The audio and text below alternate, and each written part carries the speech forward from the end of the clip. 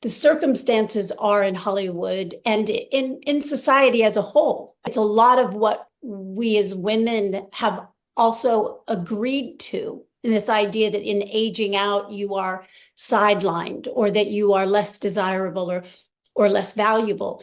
I don't think it's necessarily the truth, but I think that there is a collective consciousness, and it allowed me on a personal level to look at those areas of judgments that I was holding against myself, where I was pushing and holding myself to those kind of standards that are not necessarily realistic, and versus the beauty of, focusing and celebrating all that I am versus focusing on all that I'm not.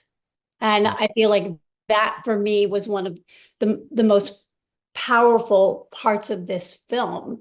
And so to answer simply, I feel like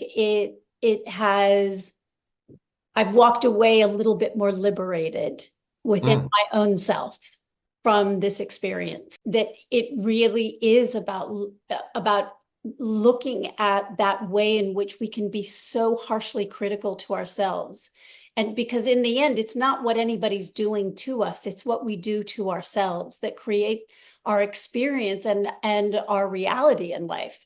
And it, at the same time, it's also one of the most powerful recognitions of being able to create change, when we can stop looking on the outside of us and go within ourselves, because I think change happens first within each of us, and then the outside begins to reflect that.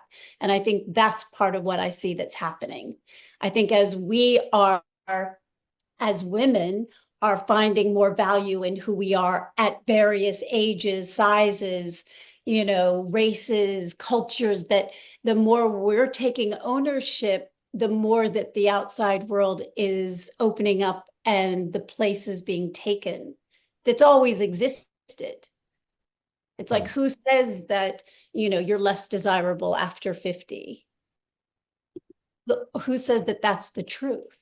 So I think as we challenge those things, and I think that that's coming up, I can't speak for the world, but it is interesting. It's an interesting reflection that all these films are kind of bringing up things so that we can step, I think, into the fullness of who we are.